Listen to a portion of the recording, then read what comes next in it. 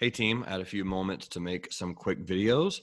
First and foremost, feel free to go to this website right here, WST.org /results /overall results. And you can type in your ID number right here to see where you are actually coming up in the entire competition. So this is pretty cool, if you are interested in this kind of thing. I had a lot of traders ask about it. So let me type in mine. I think mine's 3896. I'll be somewhere, rank 526. This looks correct. Total P&L, 371 bucks. So again, I haven't made that much. I've been sharing that with you over the last 2 days. I am focusing on my real money, but only 12 tickets, taking it slow, but up, right? That's the point. That's the goal for me, at least. That's just kind of how I trade, just slow and steady, try to make consistent money every single day, or at least every single week. All right, so enough of that. Let's talk about some gaps. What I'm doing right now, it's 8:40 Central Time. Sorry, no. That's Eastern. So we have some time before market opens. I'm just going through marketwatch.com. This is just a free gap scanner before market open. Just Google it, pre-market gaps. Not very hard to find gaps. Gaps are the least of your concerns most of the time. And just going to go through 3 or 4 that are gapping down, kind of give you an idea of my thoughts on it. Zscaler is a huge gap, it's down 13%, and it's going to continue, I think. This is a pretty good gap down in 56. So look for Zscaler to trade down maybe all the way to 53, potentially all the way to 50 today. It's a pretty strong gap. There's a lot of people trapped. And if it pulls down to 50, I think it is buyable at that point. So if you don't get a chance to fade it, to short it, specifically if it takes out this pre-market low. If it does take out the pre-market low, that's going to be kind of like your entry, your line in the sand, more or less, is this 55 price. If it takes that out later, right, let it retest and then short it and look for it to continue lower. So that's Zscaler on my list for today. First Solar, also a very strong gap down. Here's the daily chart on First Solar, and you have a really, really nice gap down to 52, down 12%. So my thought is it's going to likely gap down and then just flash into about 50 or so, and then work on kind of bouncing and chopping around down there most of the day. So my thought is if you don't get a quick short in pretty much at open for a fast little drop, it'll probably just chop around and work on slightly fading most of the day since it's already down 12%. Okay. Lending Tree, TREE. Let's go check that out. Lending Tree looks like a gap down. Let me go to a daily chart. Sorry, it's going a little slow. Tree, nope. So again, and it's totally fine. This is a free scanner, so free scanner is not always going to be correct, but you can also see pre-market volume 68 shares. So if the volume is that small, then generally it means it's not gapping. But CNK, I'm sure, is gapping. Let's go look at CNK.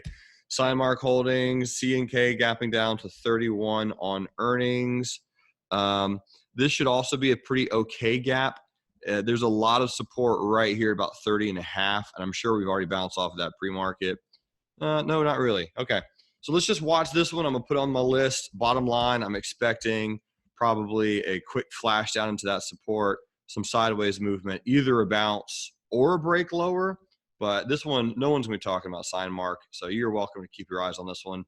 This should be pretty normal. And yeah, if it takes out that support and get a strong close, definitely be bearish. All right, OLED, Universal Display. I like trading this one. This one's fun. OLED's gapping down. This is a great gap. Favorite gap of the day already.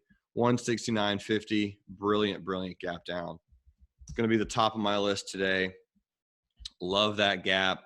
It is a dividend paying stock, so there will be some people that are buying it, but with that open, I'm going to watch it most of the day for a short opportunity, and I could imagine at some point it's going to make it down to 163.15. So I'm going to watch OLED most of the day, and I'm almost certain I'll find the short trade on it at some point. Keep this on your list, one of my favorites. Let's go look at Chesapeake's just going to go to 0.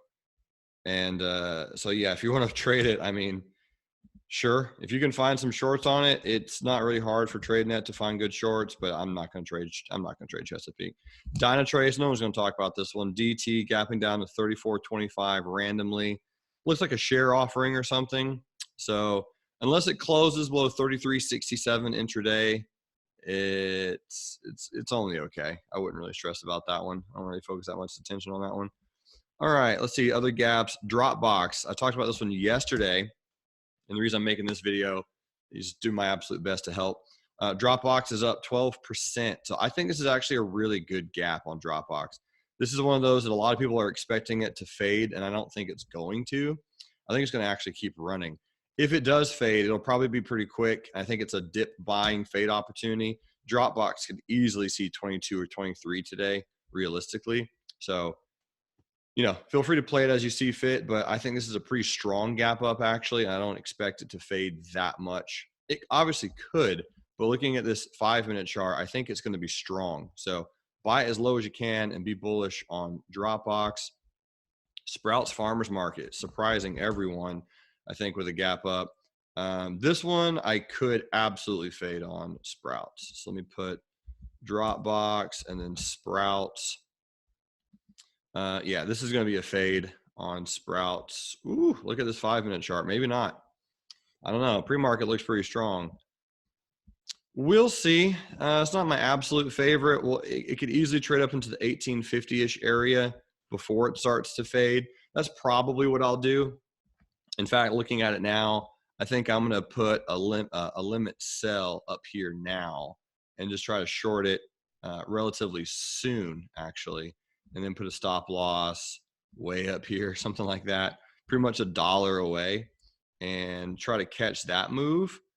So let's see if we can short it into these long-term averages, pretty large stop, and see if it rolls over, mostly because it's just in a power downtrend.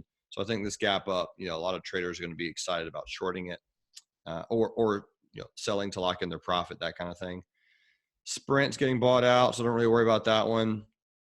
Deere, very blue chip stock, gapping up, so this one could fade a little bit. Let's see, 177. This is an interesting gap.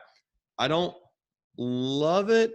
It's gonna be weird most of the day. Yeah, blue chip stock gapping up 7%.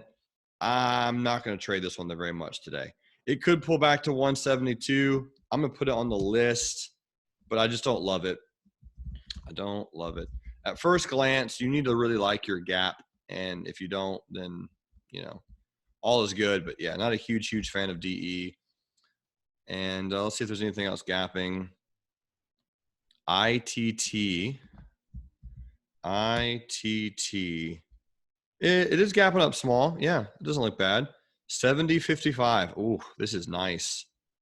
This is a nice gap. ITT, I like it. Based on the pre-market, I don't actually expect it to do anything. So here's the thing. If it does, right, if you get some bullish candles, some high wave candles, some hammers, look to play that. And if it closes at any point in time above the pre-market high today, this could be a good swing trade, actually, even to watch, maybe even a good day trade.